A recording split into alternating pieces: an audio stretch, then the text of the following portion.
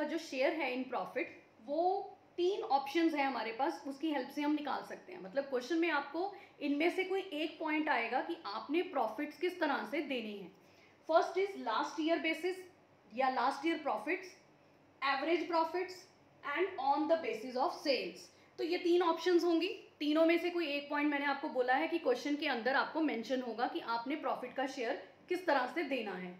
तो one by one इनको discuss करते हैं। यू कैन सी, सबसे पहले मैं लास्ट ईयर प्रॉफिट का मेथड ले रही हूँ। ए बी सी 3 पार्टनर्स लिए हैं जिसमें उनकी रेशो है 5:3:2 and last year profits given is 20,000 और 2012 मैंने लिखा है। बुक्स क्लोज हो रही हैं 31 मार्च ऑफ एवरी ईयर। 2012 में हमारी क्लोजिंग 31 मार्च को हुई है एंड बी डाइज ऑन 30 जून 2012 और जब बी की डेथ है वो 30 जून को हो रही है। अब सबसे पहले आपके दिमाग में एक पॉइंट आएगा कि हम प्रॉफिट क्यों दे रहे हैं। आप यहाँ से देखो, 31 मार्च के बाद 30 जून तक बी हमारे बिजनेस में काम करता रहा है, तो उसका जो प्रॉफिट का शेयर बनता है वो जितने भी टाइम पीरियड रहा है डेथ से पहले, वो हमें उसको देना पड़ेगा। तो दिस इज़ द रीज़न कि हम यहाँ पर प्रॉफिट्स की कैलकुलेशन कर रहे हैं। अब ये जो मेथड है ये बहुत ही सिंपल है। इसमें सबसे पहले हमने क्या देखना है, 31 मार्च 30 जून, ये चीज़ सबसे इंपॉर्टेंट है। 31 मार्च से लेकर 30 जून तक कितने मंथ्स हैं? देयर आर 3 मंथ्स, मतलब 3 महीने बिजनेस में वो रहा है और 3 महीने का शेयर उसका बनता है। तो अब कैलकुलेशन हम करेंगे। Last year profits that is given 20,000। Last year profit हमें 20,000 गिवन है। पार्टनर बी डाई कर रहा है,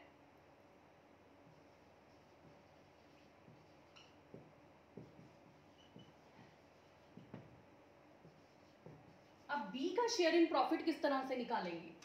हम 20,000 लेंगे, सबसे पहले मल्टीप्लाई, सबसे पहले हमें ये लास्ट ईयर के जो प्रॉफिट्स गिवन है उसमें से, मतलब हम इज्यूम कर रहे हैं कि जितना प्रॉफिट लास्ट ईयर हुआ नेक्स्ट ईयर उतना ही प्रॉफिट होगा। इसीलिए ये मेथड थोड़ा सा इलॉजिकल है क्योंकि हमें हर साल एक जैसा प्रॉफिट नहीं होता, बट क्योंकि अकाउंटिंग में ये मेथड बना है तो हम इस मेथड को सीख रहे हैं। तो यहाँ पर 20,000 हम इज्यूम कर रहे हैं कि अगले साल में जो अब अकाउंटिंग ईयर चल रहा है जिसके ड्यूरेशन में उसकी डेथ हुई है उसमें भी 20,000 प्रॉफिट ही होंगे। तो इसीलिए हमने प्रॉफिट्स के लिए इसी को बेस लिया है। 20,000 के बाद हमने इसमें से कितने मंथ्स के प्रॉफिट्स कैलकुलेट करने हैं? 3/12। तो सबसे पहले हम 3 महीने के प्रॉफिट्स निकालते हैं।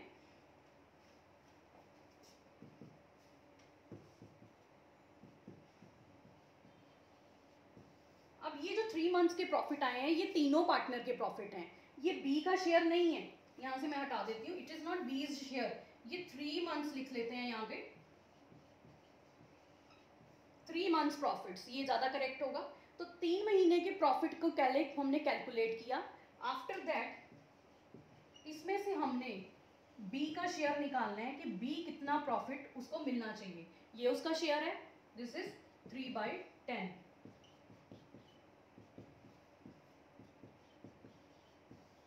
तो जहां हमने देखा था P&L सस्पेंस अकाउंट वर्ड अपने डिसीज पार्टनर के कैपिटल अकाउंट में, वहां पर हम कौन सा अमाउंट लिखेंगे? दिस 1500। क्योंकि ये लॉस नहीं है, प्रॉफिट है, तो ये किस तरफ आएगा? Credit side of capital account by P&L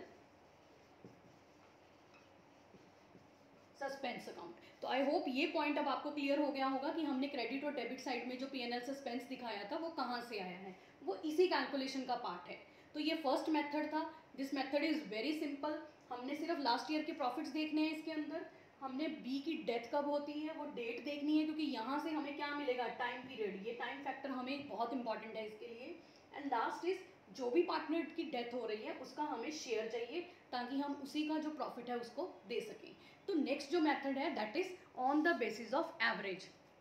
इस मेथड के अंदर हमें कई सालों के प्रॉफिट्स दिए होंगे, जैसे हमने गुडविल के चैप्टर में एवरेज प्रॉफिट निकालना सीखा था, सेम उसी वे में हम यहाँ पर भी एवरेज प्रॉफिट्स निकालेंगे। तो लेट्स सी, इस एग्जांपल के अंदर भी मैंने 3 पार्टनर्स लिए हैं, ए बी एंड सी, और 3:2:1 इनकी प्रॉफिट शेयरिंग रेशो है। एंड इनमें से अब ए पार्टनर की डेथ हो रही है और उसकी डेथ 30 जून 2015 में हो रही है। अब जैसा इसका नाम है average profit of last year, इसका मतलब क्वेश्चन के अंदर आपको कुछ सालों के प्रॉफिट्स गिवन होंगे। तो प्रॉफिट्स जो गिवन है हमें, मैंने लिखे हुए हैं यहाँ पर से, हमें क्वेश्चन के अंदर ही प्रॉफिट्स गिवन है और क्वेश्चन में जो प्रॉफिट्स गिवन है उसके साथ डेट भी लिखी हुई है 31 मार्च 2013, 14 और 15, 3 सालों के प्रॉफिट्स हैं ये, 18,000, 16,000 और 17,000। तो ये तीनों जो प्रॉफिट्स हैं इनकी हमें सबसे पहले एवरेज कैलकुलेट करनी है, क्योंकि इस मेथड का नाम ही क्या है, average profit of last years. तो सबसे पहले लास्ट ईयर्स की एवरेज प्रॉफिट निकालते हैं।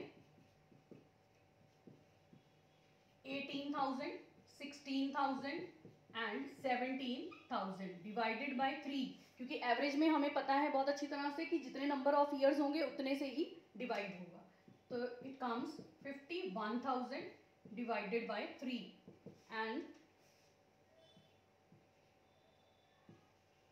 This is 7,000। ये जो प्रॉफिट्स आए हैं ये 17,000 आए हैं, मतलब ये हमारे एवरेज प्रॉफिट हैं। इसको बेस लेकर हमने जो पार्टनर जिसकी डेथ हुई है उसको शेयर प्रॉफिट में निकालना है। तो अब हमने पहले वाले मेथड में क्या किया था, हमने सबसे पहले टाइम पीरियड कैलकुलेट किया था कि कितने टाइम पीरियड के लिए हमने प्रॉफिट देना है। सेम इसमें भी चेक करेंगे कि 31 मार्च के बाद, 31 मार्च टू 30 जून ये टाइम पीरियड है। तो यहाँ पर अगेन वो जून का ही महीना है, तो अप्रैल से लेकर जून तक 3 महीने ही बनते हैं, देयर आर 3 मंथ्स। तो इसका मतलब क्या है, हमें जो भी प्रॉफिट का शेयर निकालना है वो 3 महीने का निकालना है। तो टाइम फैक्टर यहाँ पर 3 मंथ्स है, तो हम लिख लेते हैं 3 मंथ्स प्रॉफिट 17,000 मल्टीप्लाई 3/12। तो इस तरह से हमारे पास 3 मंथ्स के प्रॉफिट्स आ जाएंगे कि एवरेज प्रॉफिट में से 3 महीने के सिर्फ जो प्रॉफिट्स हैं वो कितने होंगे। तो आफ्टर कैलकुलेशन इट इज 4,250। इसके बाद लास्ट पॉइंट, अब किसको शेयर देना है, पार्टनर ए को। तो हमें as share in profit 4,250 multiply, अब आपको याद आ गया होगा हमने क्या करना है, ए पार्टनर का शेयर लेना है, दैट इज 3/6।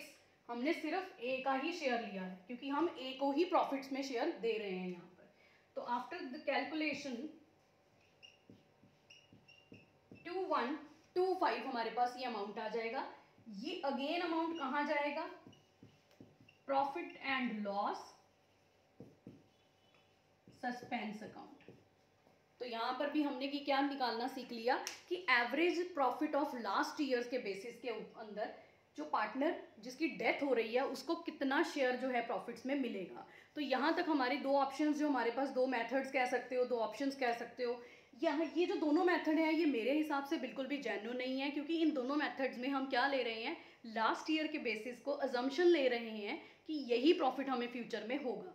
तो यहाँ बेसिकली इसी पॉइंट को लेकर ही कैलकुलेशन की जा रही है। बट इसके आगे जो मेथड आने वाला है वो ज़्यादा बेटर मेथड कह सकते हो, ज़्यादा लॉजिकल मेथड कह सकते हो उसको, क्योंकि that is on the basis of sales. क्योंकि जो भी प्रॉफिट हमें होगा वो किसके बेसिस पे होगा, सेल्स के। अगर सेल होगी तो प्रॉफिट नेचुरली होगा। तो वो कैलकुलेशन जो है वो इन दोनों मेथड से ज़्यादा लॉजिकली बेटर है।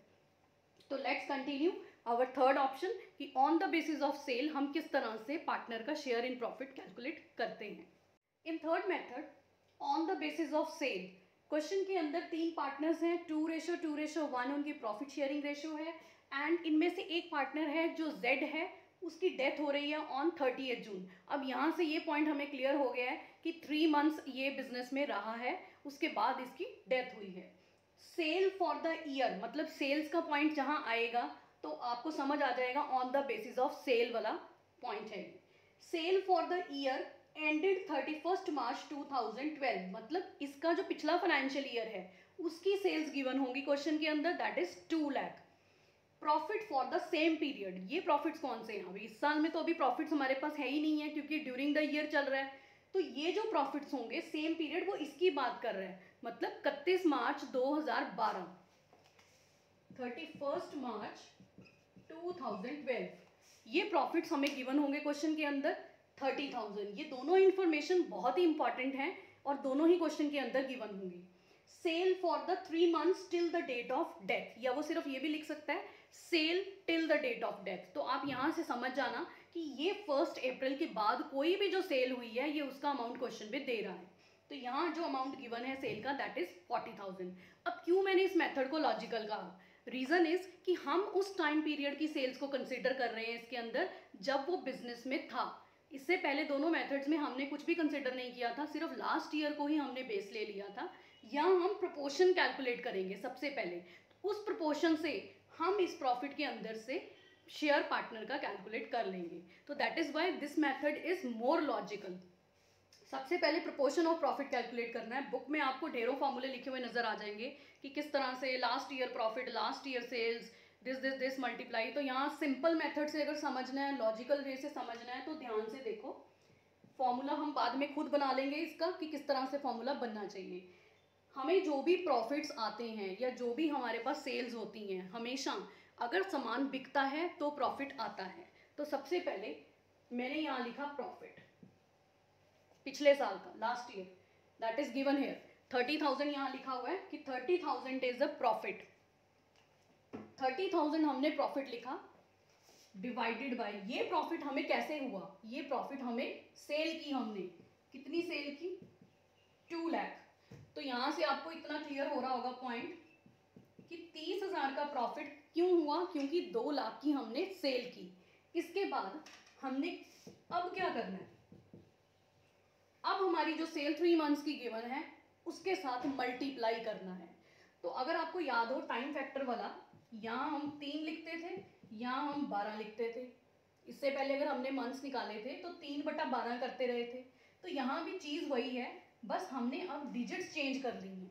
यहाँ मैंने सेल की वैल्यू पुट की है कि जो 12 महीने में पिछले साल सेल हुई, जो 12 महीने में पिछले साल प्रॉफिट अर्न किया उस सेल में से, और मल्टीप्लाई किससे किया है?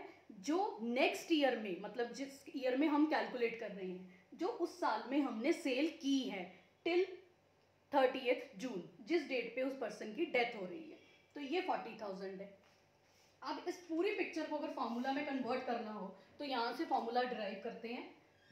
Total profit of last year, मैं शॉर्ट में लिख रही हूँ, आप पूरा कंप्लीट लिख सकते हो।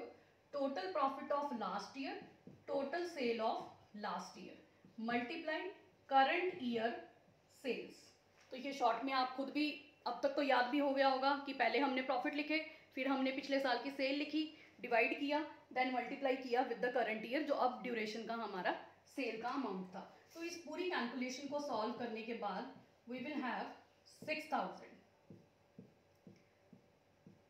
ठीक है, ये 5 से रिड्यूस हो जाता है तो 6,000 हमारे पास। ये कौन से प्रॉफिट आ गए हैं? प्रोपोर्शन ऑफ प्रॉफिट कैलकुलेट कर लिया हमने। अब नेक्स्ट जो पॉइंट हमारा सिर्फ रह गया है दैट इज पार्टनर जेड। अब जेड पार्टनर को हमने उसका शेयर देना है। तो जेड का शेयर कितना है? 1/5। तो यहाँ हम क्या करेंगे? जेड्स शेयर इन प्रॉफिट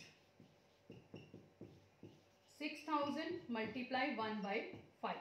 तो यहाँ से आप 1/5 करते हो तो ये भी इजी है, दिस इज 1200। तो ये वही प्रॉफिट है जिसको हमने कहाँ ट्रांसफर करना है? Profit and loss suspense account. तो अगर इसको जर्नल एंट्री में लिखना हो किस तरह से लिखोगे आप?